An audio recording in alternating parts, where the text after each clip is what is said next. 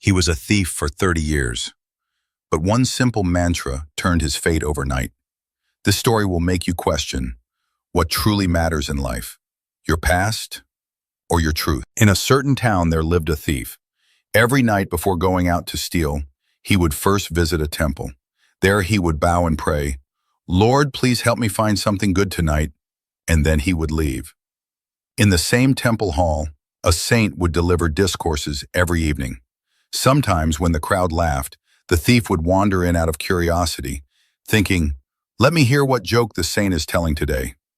If the saint shared short moral stories, the thief would listen and only then go out to steal. One day, by the pull of his past karma, a spark of realization awakened in him. He walked to the saint's hut during the day and said, "Master, my humble respects, please give me a mantra, something to guide me." The saint looked at him and asked, "Son, who are you?" The thief replied honestly without hesitation, "I'm a thief. I've been stealing since I was 10. The saint was shocked. "Oh Lord, can't you do anything better with your life?" The thief said, "For now, that's the only skill I know. For 30 years, I've stolen just to feed my wife and children." The saint looked at him gently and said, "Fine, since you speak the truth, there is goodness in your heart. I will give you the first mantra that the Vedas offer to everyone. If you follow it sincerely, it will perform miracles in your life." The thief nodded eagerly. "I will follow it, Master." The saint said, "Satyam Vada," which means, "Speak the truth." The thief replied, "That's easy, Master. My hands may steal, but my mouth can still speak the truth." The saint smiled. The thief bowed and left. He went home and told his wife everything. She burst out laughing. "This sounds just like that story of the weaver and the monkey," she joked. "What story?" he asked. "There was once a weaver who wanted to raise a monkey, but the monkey tore up every cloth he touched, just like you'll be caught if you try to steal while speaking the truth." The thief smiled and said, "Don't worry, dear. The guru's blessing will protect me." And he left. That night he gathered his tools, hook, hammer, chisel, measuring string, and headed out. Since he had received a mantra, he thought, "Let me attempt something big tonight." He chose the royal palace. Past midnight in the pitch dark, he circled the palace walls. But little did he know, the king himself was patrolling the area in disguise, holding a lantern. In ancient India, it was common for righteous kings to walk among their people in disguise to understand their problems. "Stop! Who goes there?" the king called out. The thief said, "Sir, I'm a thief, a professional one from Baghdad." The king chuckled. "Well, I'm also a thief, just arrived from Asalpur. I need money too. Shall I come with you? Just give me half the share." The thief laughed. "Sounds great. Let's go." Since the king knew the palace inside out, he led the thief straight to the royal treasury. They broke open a large chest. Inside were 3 priceless ruby gemstones. The thief said, "This is our lucky night. One for you, one for me. And let's leave the third one for the owner himself." The king was puzzled. "What? We're thieves. Why would we leave one behind?" The thief replied, "Friend, we agreed on half-half. If either of us takes 2, it becomes unequal. Besides, wouldn't the king be happy that at least one jewel wasn't stolen?" The king was impressed by the thief's logic. They closed the chest and left. The thief didn't know. The king quietly followed him from a distance, noting down where he lived. The next day, in court, the king announced, "We've received secret intelligence.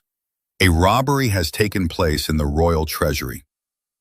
The finance minister was shocked. "Your Majesty, just moments ago I met with the council. No one mentioned anything." "I'll inspect and report immediately," he said. He rushed to the treasury and noticed that only 2 of the 3 jewels were missing. Greed overtook him. He quickly tied the 3rd ruby inside his waistcloth. Returning to court, he declared, "Your Majesty, our spies were absolutely right.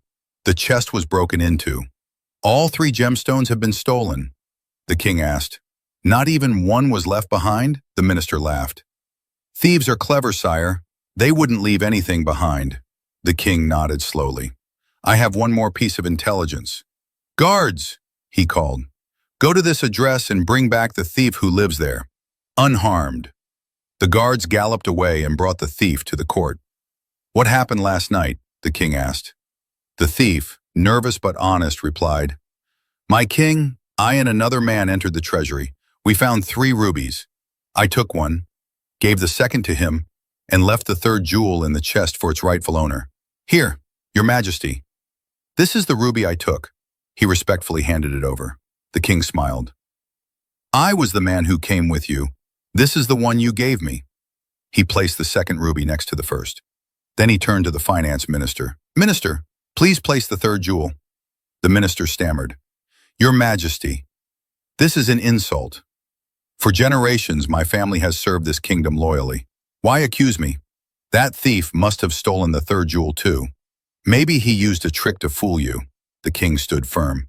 "If you don't return the third ruby in 1 minute, I will order a search of your home and remove your garments right here to check." Terrified, the minister gave in. "My lord, forgive me.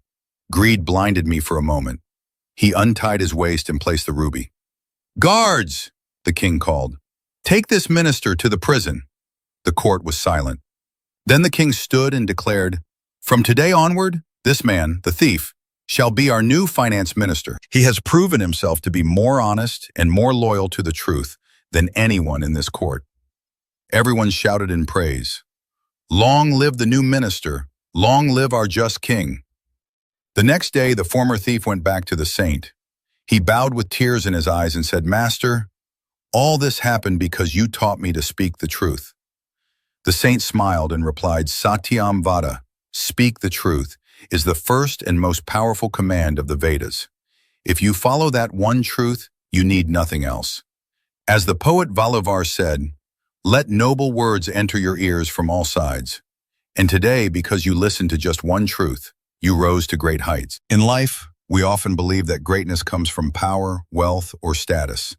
But this story reminds us, true elevation begins with a single, honest step. The thief didn't change his profession overnight. He didn't know scriptures, nor did he wear saffron robes.